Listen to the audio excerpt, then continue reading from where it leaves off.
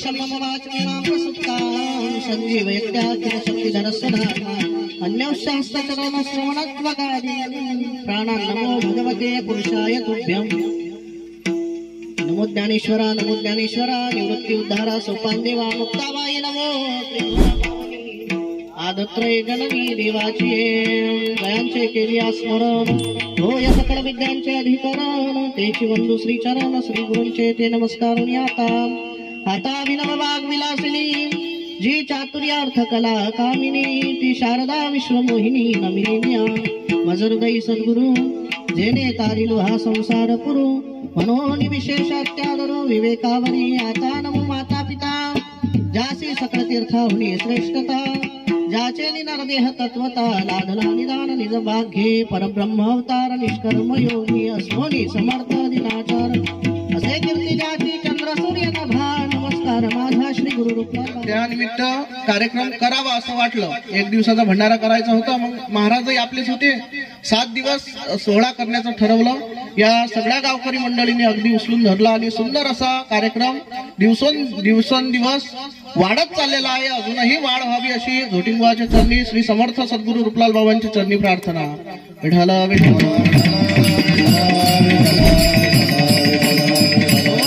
आणि नियमाला अनुसरून आज तुम्हा मायबापांच्या सेवेकरता निवडलेला अभंग वैराग्य मूर्ती संत हृदय सम्राट विश्व वंदनीय जगद्गुरु श्रीमंत श्री तुकोबाराय यांचा 4 चरणांचा सरळ साधा सोपा आणि मागणीपर प्रकरणातील अभंग आहे। अभंगाच्या माध्यमातून जगद्गुरु तुकोबाराय भगवान परमात्म्याकडे काही गोष्टी मागतात आणि काही गोष्टी भगवान देत असताना द्यायला तयार असताना त्या गोष्टीचा निषेध करतात, त्या गोष्टी मला नकोय म्हणतात, असं जगद्गुरु तुकोबारायचा सुंदर असा चिंतनीय अभंग आहे।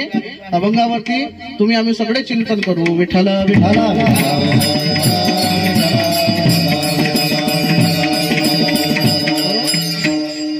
अगदी संत महात्म्यांचं वाङ्मय तुम्ही आम्ही सगळ्यांनी अगदी अथपासून इथीपर्यंत तपासा। संत महात्म्यांचं वाङ्मय म्हणा, कुठलाही धार्मिक ग्रंथ म्हणा, तिथं मागणीला अनुमोदन देताना कोणीच दिसत नाही। आपल्या संप्रदायामध्ये नवे वैष्णव धर्मामध्ये सनातन धर्मामध्ये मागणीचा फार निषेध आहे, सगळ्या ठिकाणी निषेध आहे, प्रकर्षाने निषेध आढळतो। संत वाङ्मयात तर अगदी प्रकर्षाने आढळतो। मग हे मागताना का दिसतात? मागणीचा निषेध आहे सगळ्या ठिकाणी, इतका निषेध आहे जगद्गुरु तुकोबाराय तर फार ठिकाणी म्हणतात भिक्षा पात्र अवलंबने ऐसी आसी नारायणे उपेक्षिजे सर्वथा। महाराज म्हणतात भिक्षा पात्र अवलंबने, जो मागतो ना, जो भिक्षा मागून घेतो ना, त्याचं व्यवहारिक जीवन तर धिक्कार आहे, धीग जिने लाजीरवाने, पण पारलौकिक जीवन सुद्धा त्याचं धिक्कारणीय आहे। ऐसी आसी नारायणे उपेक्षिजे सर्वथा, देव जवळ येऊ देत नाही मागणाऱ्यांना सहजासहजी। आणि आपलं तुमचं आमचं काय असते हो, जराशी सेवा झाली नाही की सेवेच्या अगोदरच मागून घेतो आपण, देवा एवढं होऊ दे मग मी तुला नारळ फोडीन, देवा आमच्या बोरला पाणी लागू दे मग तुला मी नारळ फोडीन। नारळ कितीचं? आता 20 रुपयाचं झालं असेल, 25चं झालं असेल। बोरला पाणी किती वर्ष बोलायची इच्छा असते, जन्म टिकावं एवढं पाणी लागू द्या मग तुला मारुती व नारळ फोडीन। विठ्ठल विठ्ठल विठ्ठल। या मागण्या आहेत तुमच्या आमच्या, आणि संत महात्म्यांच्या मागण्या तशा नाही महाराज। संत महात्मे म्हणतात भिक्षा पात्र अवलंबने तुका म्हणे करी ब्रह्मांड ठेकणे हात पसरी जिने धिगत्याचे। महाराज म्हणतात आम्ही मागणार नाही कुणाला, का मागणार नाही? जगद्गुरु तुकोबाराय महाराजांची इतकी सेवा झाली, भगवान परमात्मा ऋणी आणि संत महात्मे सावकार झाले देवाचे। संत महात्म्यांचं इतकं ऋण झालं देवावर की जगद्गुरु तुकोबाराय देवापुढे जात असत ना, तेव्हा देव असा नव्हता उभा राहत, खाली मान घालून उभे राहत होते। भगवान परमात्मा जगन्नियंता भगवान परमात्मा तुकोबाराय त्यांच्या समोर गेले असताना किंवा तुकोबारायतल्या परिवारातलं कोणीही गेलं असताना खाली मान करून उभं राहायचे। कारण एक होता, गेल्या 8 पिढ्या झाल्या जगद्गुरु तुकोबारायांच्या, 8 पिढ्या गेल्या। इथे कमी करणार होता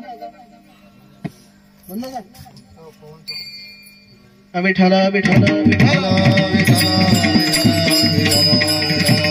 महाराजांच्या 8 पिढ्या निघून गेल्या, पण नुसतं सेवा, नुसतं वारी, दर 15 दिवसाची वारी तुकोबारायांचा परिवार करत होता। 15 दिवस म्हणजे शुद्ध प्रतिपदेला निघाले घरून की एकादशीच्या दिवशी दशमीच्या दिवशी पंढरपूरला पोहोचायचं देहूवरून आणि वारी झाली शुद्ध वारी झाली का परत निघायचं गाडीने वगैरे 2 दिवसात घरी पोहोचायचं 15 दिवस काम करायचे आणि दुसऱ्या प्रतिपदेला परत निघायचे आणि शेवटी तर तुकोबाराय या प्रतिपदेला घरून निघायचे त्या प्रतिपदेला पंढरपूरहून घरी परत यायचे पैदलच जाणताना येताना दोन्ही वाऱ्याच आयुष्यभर वाऱ्या केल्या आणि इतक्या वाऱ्या करूनही देवाकडे मागितलं काय अगदी शून्य भगवान परमात्मा अगदी खाली मान करून उभा राहायचा तुकोबारायासमोर आणि एक दिवस भगवान परमात्म्याने मान वर केली जगद्गुरु तुकोबारायांनी विचारलं देवा आज मी जेव्हाही येतो तेव्हा तुमची मान खाली असते आणि आज मला आश्चर्य वाटलं तुमची मान वर कसे पाहताय माझ्याकडे देव सांगायला लागले मागण्याची आस पाहे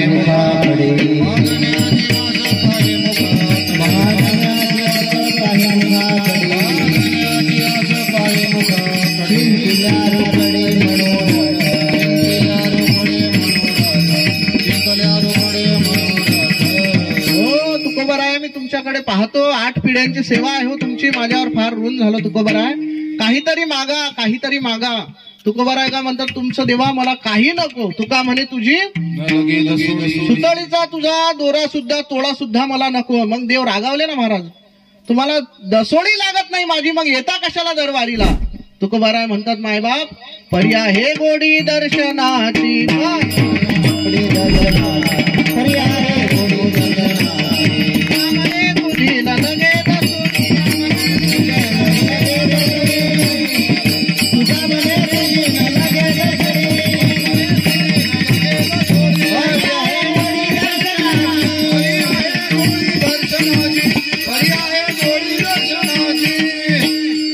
दर्शनाची तुमच्या दर्शनाची गोडी आहे म्हणून आम्ही प्रति एकादशीला प्रति वारीला आम्ही येतो तुकोबाराय मागा हो काहीतरी मी जग सगळं माझ्याकडे मागण्यासाठी येतं अगदी एक वारी केली की लोक ठणकून उभे राहतात देवा मी तुमची वारी केली आता लागू द्या माझ्या बोरला पाणी नाही का आता होऊ द्या माझ्या मुलाचं लग्न किती मागण्या आहेत आपल्या संसारातल्या बोरला पाणी लागल्यानंतर संपतील का आपल्या मागण्या ते तर पहिलीच असेल सुरुवात मग तिथून मग झालं बोलताच सुरू सगळं देवा येऊ दे पालक आणि येऊ दे मेथी येऊ दे समार विठ्ठल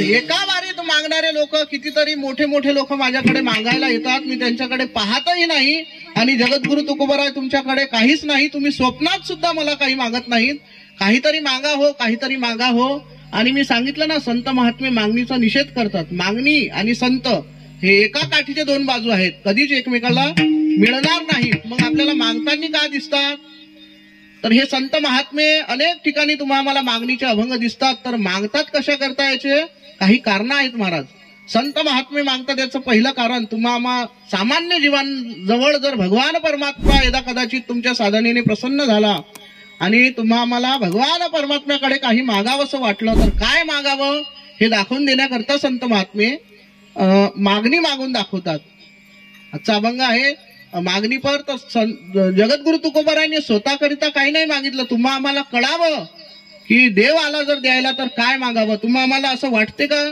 की आपण फार हुशार आहोत वाटत काही लोकांना मागणी कोणाजवळ काय मागावं हे समजतं आम्हाला सामान्य जीवांना नाही समजत महाराज एक जणाला एक राजा फिरत होता असा शेताच्या रस्त्याने महाराजांचा रथ चालला होता त्या शेतामध्ये एक शेतकरी अगदी उन्हातानात काबाळ कष्ट करताना महाराजांना दिसला राजेच ते आता सार्वभौम राजा असल्यानंतर तो राजा गेला त्या शेतकऱ्याजवळ एवढं कष्ट करतोस राजा तू माझ्यासाठी त्या शेतकऱ्यांना म्हणायला लागले माझ्या राज्यात सगळ्यांना पोटभर अन्न मिळावं म्हणून शेतकरी राजा तुम्ही कष्ट घेताय तुम्ही आज मागा मी प्रसन्न आहे तुमच्यावर तुम्हाला काय लागते ते मागा या शेतकऱ्यांनी काय मागा महाराज शेतकरी उठला ना महाराज अरे बापरे महाराज तुम्ही आले स्वतः प्रत्यक्ष महाराज आले माझ्या शेतात आज माझं भाग्य महाराज नाही हो राजा द्यायला आला राजा 4-5 वावरं फिरून आलो म्हणे एवढ्या उन्हीत ताण लागली तंबाखूला चुनाच मिळाला नाही चुना आहे का म्हणे महाराज तुमच्याकडे राजा चुनेच्या पुढे घेऊन हिंडत असेल का आपल्याला कळत नाही महाराज काय मागावं कळत नाही आणि सगळ्यांनाच कळत नाही असं नाही एक सूरदास होते सूरदास म्हणजे संत कवी सूरदास नव्हते ज्यांना दिसत नाही ना ते मग स्वराची साधना करतात, सगळे त्यांना सुरदासच म्हणायला लागतात. स्वराची चांगली साधना केलेला एक असा आंधळा मनुष्य होता, आंधळा मनुष्य. आणि त्यांनी राज दरबारामध्ये सुंदर असं गायन केलं. राजा भावला त्याच्यावर आणि म्हणाला, अरे सूरदासजी काय मागायचं आहे ते मागा. राजा नाही, देवाच्या दरबारामध्ये त्यांनी गायन केलं आणि प्रत्यक्ष भोलेनाथ प्रसन्न झाले महाराज. आणि भोलेनाथांनी सांगितलं, सूरदासजी काय मागायचं ते मागा, आज मी प्रसन्न आहे आणि लवकर मागा. सूरदासजी फार हुशार होते. सूरदासजी म्हणाले, देवा अगदी एका वाक्यात मागतो आणि माझं जास्त मागणंही नाही देवा. देवाला वाटलं मागून मागून काय मागेल, डोळे मागेल. देव घेऊनच आले होते सोबत. सूरदासजी मागायला लागले, देवा प्रसन्न आहात ना, आज देतो म्हणा पहिले. देव म्हणाले, तथास्तु. मागणी आहे का सूरदासाची? देवा तो सूरदास म्हणायला लागला, देवा मला माझ्या नातवाच्या डोक्यावर राजछत्र पाहायचं आहे म्हणे. मागणी एका वाक्यातच, नातवाच्या डोक्यावर राजछत्र पाहायचं आहे म्हणे देवा. देवाने तथास्तु म्हटलंच होतं. आता सूरदासच्या मागण्या बघा ना, नातवाच्या डोक्यावर राजछत्र. पहिले सूरदास म्हणजे डोळे नसलेला, मग देवाला काय करावं लागेल, पहिले डोळे द्यावे लागतील. मग डोळे नव्हते म्हणून हा कसा होता, आंधळा होता. आणि कोणी पोरगी देईन का मग त्याला? आता चांगल्या चांगल्यांचे वांद्यात आंधळांना कोण देवा? तर मग त्याचं काय करावं लागलं, देवाला लग्न करावं लागलं. लग्नावर भागलं काय? लग्न झाल्यानंतर 5-5, 10-10 वर्ष लेकरं होतीत महाराज. त्याला पहिल्याच वर्षी द्यावं लागलं. लेकरू दिल्यावर भागलं काय? त्या लेकरासाठी राज्य द्यावं लागलं. आणि त्या राज्याचा राजा याच्या नातवाला करावं लागलं. पोराला पोरगा आणि त्या पोराला राजछत्र द्यावं लागलं. एवढ्या मोठ्या मागण्या सूरदासांच्या होत्या. विठ्ठल विठ्ठल चतुर मागणारे संत महात्मे आहेत. संत महात्म्यांनी स्वतः करता काहीच मागितलं नाही महाराज, जगाच्या कल्याणासाठी मागण्या मागितलेल्या आहेत. महाराज म्हणतात, देवा तुम्ही मागा मागा म्हणताय ना, मागा मागा म्हणतात ना देवा. विठ्ठल विठ्ठल विठ्ठल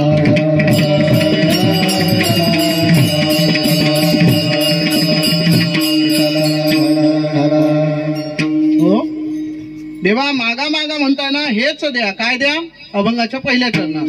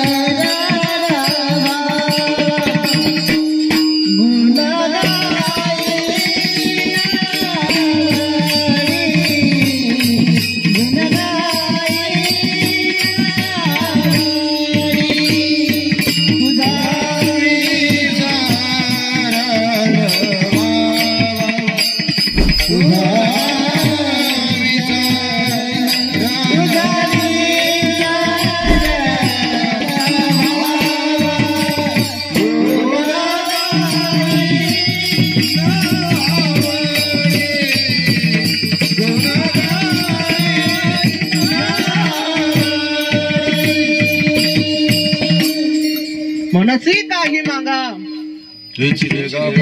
पांडुरंगा काय द्या, हेच देगा पांडुरंगा. देवा तुम्ही एवढं आग्रह करत आहात आणि जगांचा नियंता परमात्मा आग्रह करतो म्हणून त्याचा मान ठेवला पाहिजे. म्हणून तुकोबाराय मागणी करतात आजच्या अभंगामध्ये. देवा द्यायचंच आहे ना तुम्हाला, खूप दिवसाचं घ्या घ्या करताय ना तुम्ही, द्यायचंच आहे ना, तर हेच द्या. काय द्या? हेच दान देगा देवा, तुझा विसरण भावा. भगवान परमात्म्याकडे मागतात. हे विशेष. कोणाकडे मागावं माणसानी? भगवान परमात्म्याकडे मागावं. आणि देऊ कोण शकतो? तोच देऊ शकतो महाराज. दात्याचे 3 प्रकारामध्ये जो मोडतो तो दाता. 3 प्रकारांनी परिपूर्ण जो असतो तो दाता, खरा दाता. कोणते 3 प्रकार? दाता उदार असावा मनाचा, आणि श्रीमंत असावा, आणि स्वतंत्र असला पाहिजे. त्याला दाता म्हणतात. विठ्ठल विठ्ठल विठ्ठल. भगवान 3 गुणांनी संपन्न आहे. अगदी 2 आहेत, 1 नाही. तो देऊ शकत नाही महाराज. श्रीमंत आहे, स्वतंत्र आहे, पण उदार नाही. देऊ शकतो का? नाही देऊ शकत. 1 गुण नाही ना. उदारता हा गुण नाही ना. श्रीमंत आहे, स्वतंत्र आहे. अशी सप्ताहाची काही मंडळी, वर्गणी मागणारी कार्यकर्ते मंडळी गेली एका व्यक्तीकडे. अगदी फार कनक संपन्न व्यक्तीकडे गेले. मकान गिकान होतं त्याचं. त्यांच्याकडे गेले. आल्याबरोबर म्हणायला लागला, आले का? पूर्ण गाव दिसलं नाही का? आमचंच घर दिसलं का? बरं आलेच तर घ्या म्हणे आता 11 रुपयाची वर्गणी. आजच्या काळात 11 रुपयाची वर्गणी. स्वतंत्र आहे, श्रीमंत आहे, पण उदार नाही. दान देऊ शकत नाही. श्रीमंत आहे, उदार आहे, पण स्वतंत्र नाही. अशा व्यक्तीकडे काही मंडळी गेली. श्रीमंत आहे, उदारही आहे मनाचा, पण स्वतंत्र नाही. अशा व्यक्तीकडे गेली. त्याच्या मकानात गेले. बापरे, या मंडळी तुम्ही करता कार्यक्रम म्हणून होतात, नाहीतर आज कठीण झालं या कार्यक्रमाचं. एवढं बोलला की असं वाटे आता पूर्ण सप्त्याची वर्गणी एकटाच देते काय. लिहा 2100 नाही 3100. तुम्हाला वाटेल तेवढे लिहा म्हणते. 5001 लिहिली महाराज वर्गणी. 5001 लिहिली. तुम्हाला वाटेल तेवढी लिहा. 5001. त्या वर्गणी द्यायला काहीच अडचण नाही म्हणे, पण ते घरच्या मुंबईला गेल्या. सगळं तिच्याकडे होते चाब्या. श्रीमंत होता, उदार होता, पण स्वतंत्र नव्हता. देऊ शकत नाही महाराज. त्यानंतर स्वतंत्र आहे आणि उदारही आहे, पण श्रीमंत नाही, दरिद्री आहे घरी. अशाकडे झोपडपट्टीच्या भागांनी आपले काही कार्यकर्ता मंडळी गेले वर्गणी मागायला. एक अगदी हळाचा वारकरी, दरवर्षी वारी करणारा, पण दारिद्र्य घरामध्ये. मोठी अशी मोडकीशी त्याची झोपडी. घरी डब्यामध्ये तुळशी वृंदावन लावलेलं, आणि दारात पताक लावलेली, आणि दारी असा एखाद्या फाटक्या तुटक्या घोंगडीवर तो म्हातारा बापा ज्ञानेश्वरी वाचत बसला होता. ही मंडळी त्याच्याकडे गेली, आणि ते बाबा अगदी हात जोडायला लागले. या मंडळी, तुम्ही गावामध्ये पारायण करता, तुम्ही गावामध्ये श्रीमद भागवत कथा करता. अगदी खूप दिवसाची इच्छा होती की माझ्या आजोबांनी वारकरी जीव घातला गेला नाही, माझ्या बापानी जीव घातला नाही, माझंही आयुष्य असं गेलं, वारकरी जीव घालता आला नाही मला. महाराज यावर्षी मी अगदी काटेकोरपणे 6 महिन्या अगोदर 50 रुपये ठेवले होते हो वर्गणी द्यायला. तुम्हाला 50 रुपये ठेवले होते वर्गणी द्यायला. माझी फार इच्छा होती वर्गणी द्यायची, पण कालच मुलगी बिमार पडली. एकुलती एक मुलगी. डॉक्टरनी सगळे 50 रुपये एकाच दा घेतले. उदार होता, द्यायची होता, देऊ शकत नाही. विठ्ठल विठ्ठल विठ्ठल. उलट जगद्गुरु तुकोबराय ज्यांच्याकडे मागणी करतात तो भगवान परमात्मा कसा आहे? स्वतंत्र आहे. स्वतंत्र कसा? तुझे अवदार्य जाणो स्वतंत्र, देता न मनसे पात्र पात्र, कैवल्य ऐसे पवित्र वैरी दिदले. वैरी जे मारायला आली पुतना मावशी, तिला सुद्धा आमच्या भगवान परमात्म्याने मोक्ष दिला, जो अनंत जन्म साधना करून सुद्धा संत महात्म्यांना, साधू संतांना, तुमच्या आमच्या सारख्या जीवांना मिळत नाही. असा मोक्ष विषाचेने स्तनपाने मारो आली अशा पुतना मावशीला कैवल्य प्राप्त करून दिलं. असा आमचा भगवान परमात्मा स्वतंत्र आहे महाराज. तो स्वतः काही देऊ शकतो. उदार, तुझे अवदार्य जाणं स्वतंत्र, उदार आहे तो, आणि स्वतंत्र आहे. श्रीमंत, लक्ष्मी ऐसी जयाची जातसी. जग ज्या लक्ष्मी मातेच्या मागे धावतंय ते लक्ष्मी माता आमच्या भगवान परमात्म्याचे पाय दाबण्याकरिता आहे.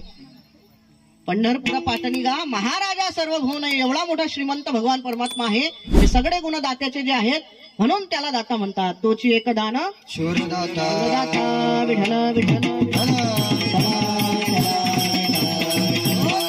शूरदाता म्हणतात. आणि जगद्गुरु तुकोबाराय नव्हे आमचे सगळे संत महात्मे जगामध्ये फक्त भगवान परमात्म्याकडे मागतात. काय मागतात? हेची दान देगा देवा. स्वतःसाठी काय मागितलं काय नाही. भगवान परमात्म्याला जगद्गुरु तुकोबाराय म्हणतात हेच दान द्या. काय द्या? तुझा विसर न भावा.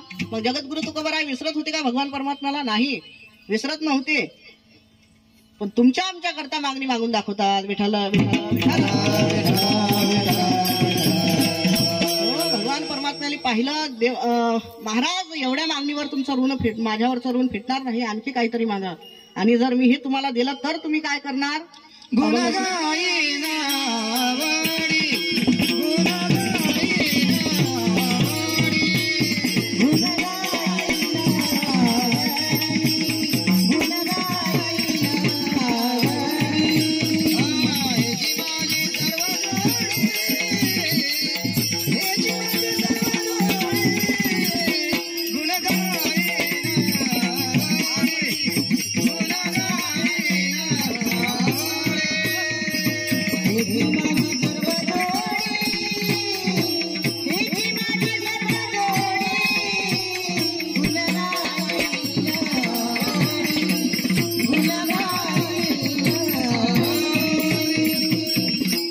हे जर देवा तुम्ही मला दिलत ना तर मी काय करीन? गुण गाईन आवडी, याच्यापेक्षाही आवडीनं गुण गाईन आणि जीवनामध्ये दुसरं करणारच नाही काही.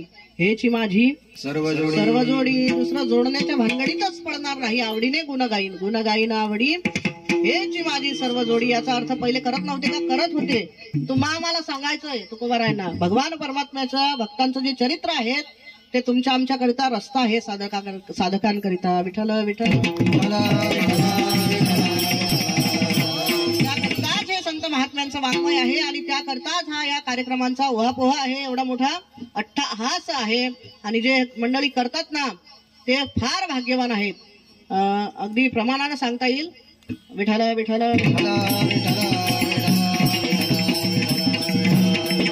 करोनी चिंतन करवी आणि का असं प्रमाण आहे तुकोबारायांचं. विठ्ठल विठ्ठल अशा प्रकारचं जगद्गुरु तुकोबाराय म्हणतात, जर देवा मला एवढं दिलं ना तर मी याही पेक्षा आवडीनं गुण गाईल. हो ना, मग तुकोबाराय समजलं ना तुमचं मला, पण एवढ्याने कर्ज फिटणार नाही तुमचं माझ्यावरचं. आणखी काहीतरी मागा, माझ्याकडे खूप आहे, खूप देण्यासारखं आहे माझ्याकडे, मी जगाला देत असतो. तुम्हीही घ्या काहीतरी, तुमच्याकडे नाहीये यापैकी काही. काय नाही? अभंगाचं 3रं चरण.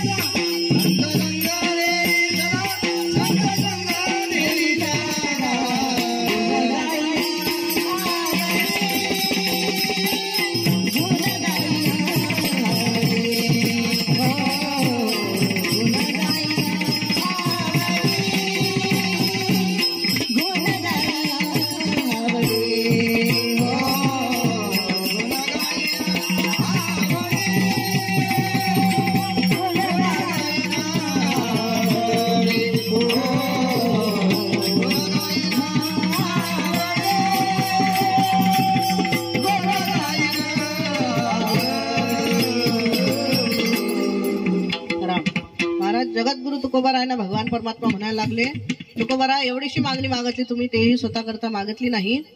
काहीतरी घ्या, माझ्याकडे धन आहे, माझ्याकडे संपदा आहे, माझ्याकडे मुक्ती आहे, जे अनेक वर्ष हजारो वर्ष तप करून मी कुणाला देत नाही, ती मुक्ती आहे, तुम्ही घ्या यातलं काहीतरी. महाराज म्हणतात न लगे. सर्वात आधी महाराज म्हणतात देवा यातलं काहीच न लगे. काय काय न लगे? न लगे मुक्ती, न लगे धन, न लगे संपदा, यातलं काहीच नको देवा. मग तुमची इच्छाच आहे देण्याची अजून काहीतरी, तर मला हे द्या. काय? संत संग देई सदा, संत संग देई सदा, संत संग देई, संत संग देई. विठ्ठल विठ्ठल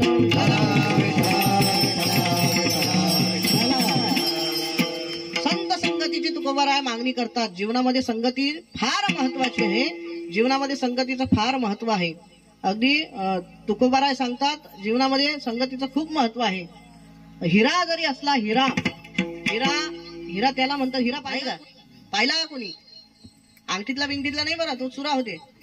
हिरा हिरा ओरिजिनल हिरा म्हणतात. त्या ऐरणीवर ठेवला, लोखंडाचीच असते तबकडी ऐरण म्हणजे, आणि वरून घनानं मारतात. घन असते, घन पाहिला ना, घन घन घन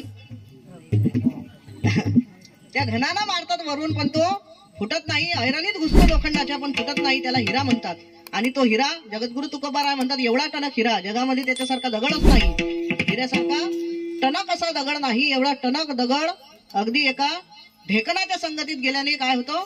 भंग पावतो, फुटतो. घनाच्या माराने जो फुटत नाही तो दगड ढेकणाच्या संगतीनं फुटतो. तुम्हाला अनुभव घ्यायचा असेल तर आणा हिरा. हिरा आणा, मी ढेकणा घेऊ अनुभव. आपण घन आहे आपल्याकडे मंडपवाल्यांकडे, पहिले घनाला घेऊ, मग ढेकण सोडून तो त्याच्यावर. तुकोबाराय म्हणतात. तुकोबारायांचे शब्द आहेत, खोटे नसतील. विठ्ठला नाही, माफ करा, जगद्गुरु तुकोबारायांचे शब्द आहेत, वेद आहेत. वेदाचे ऋचा म्हणजे शब्द आहेत जगद्गुरु तुकोबारायांचे, आणि खोटे नाहीत. तुकोबाराय सांगतात, ढेकणाच्या संगे कुसंगे नाडीला साधू जायचा.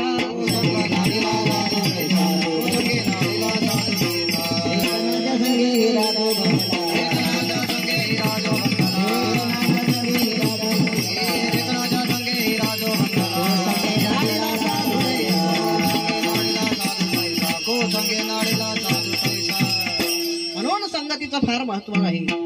ढेकणाच्या संगे हिरा जो भंगला, आणि कुसंगे नाडीला साधू जैसा.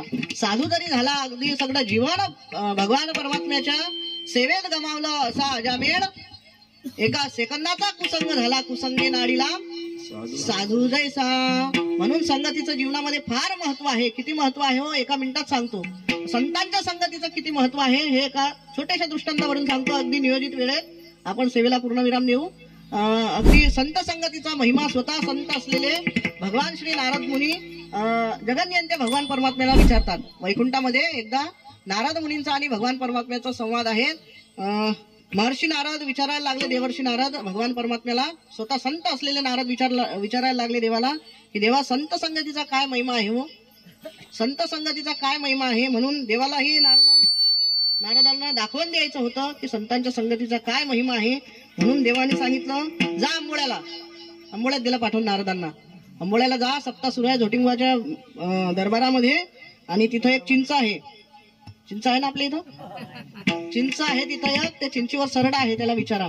नारदजी आले कीर्तनात, ते बसले नाही, ते स्वतःच कीर्तन करतात अखंड नारायण नारायण. म्हणून ते गेले चिंचीजवळ, त्यांना सरड्याही दिसला. त्यांनी नारदांनी सरड्याला विचारलं की देवाने पाठवलं मला, संत संगतीचा महिमा सांगा.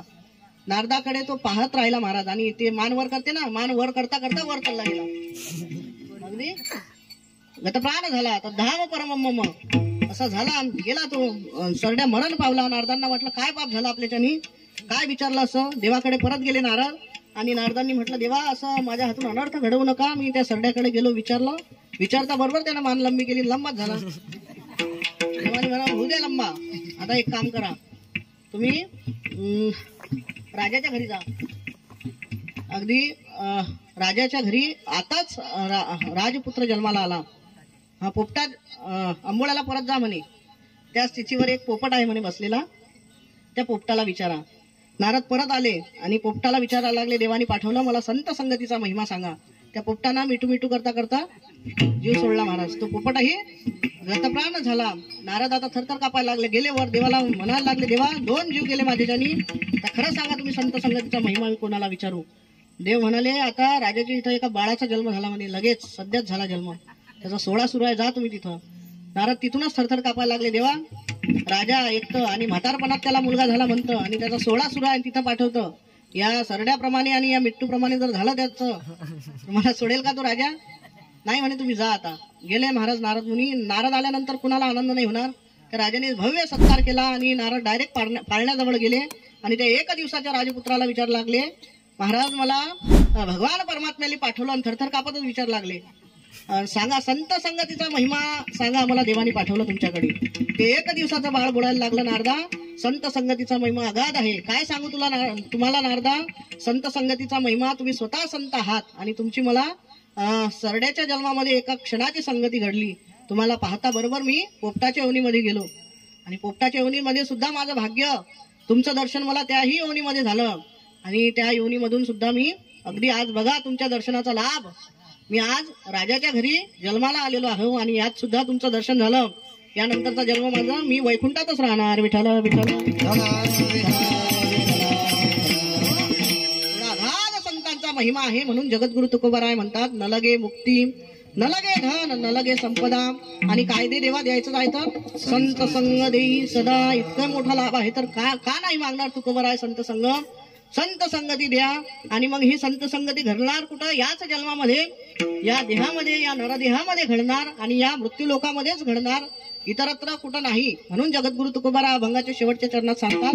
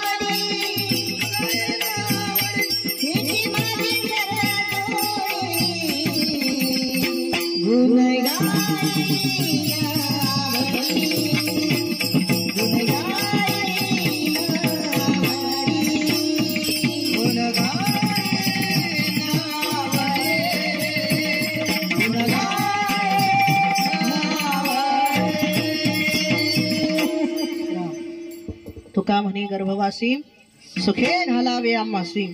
अगदी 4 चरणात सांगून झाले. आज एकादशीचा दिवस आहे, सगळ्यांनी